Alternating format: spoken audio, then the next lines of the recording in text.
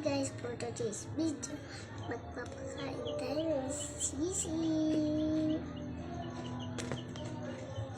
Papakain tayo ng sisi.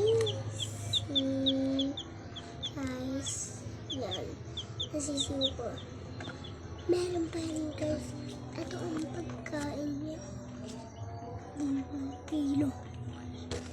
Yan guys. Ito pa rin isa pang sisi. Malalaki siya. Lalaki. Lalaki ko po. At ito pa yung isang sisi. Pang isa babae. Alam na lumipad.